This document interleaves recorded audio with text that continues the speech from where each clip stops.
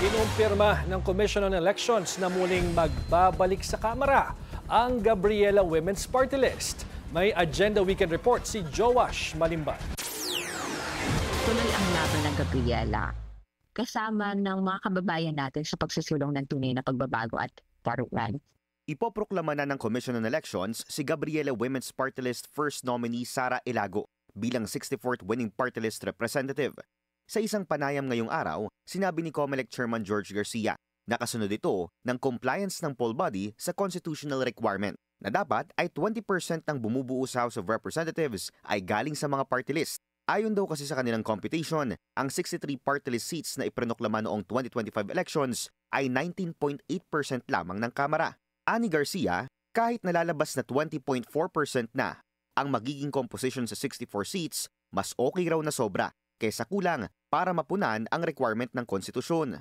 Malugod namang tinanggap ni Ilago ang pronouncement ng COMELEC at sinabing long overdue na ang pagkakaroon ng 64th seat ng mga party list sa Kongreso. Aniya, patuloy na dadali ng grupo sa Kamara ang kanilang mga panawagan para sa kababaihan at paglaban sa karahasan at diskriminasyon.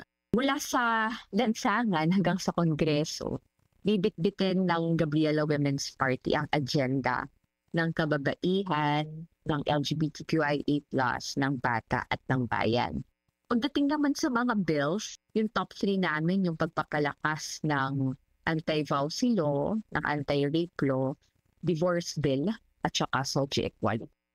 Para naman sa mga women's organization tulad ng Gabriela National Alliance of Women, patuloy pa rin dapat ang pagkalampag sa COMELEC hanggang wala pang formal resolution patungkol sa proklamasyon ng grupo. Nananawagan pa rin tayo sa ating mga kababayan, sa mga kababaihan na tuloy-tuloy na mag-ingay, iparinig yung boses para sa pagtitiyak ng tunay na representasyon ng kababaihan sa Kongreso. Ayon kay Chairman Garcia, ilalabas nila ang formal resolution sa darating na Miyerkules.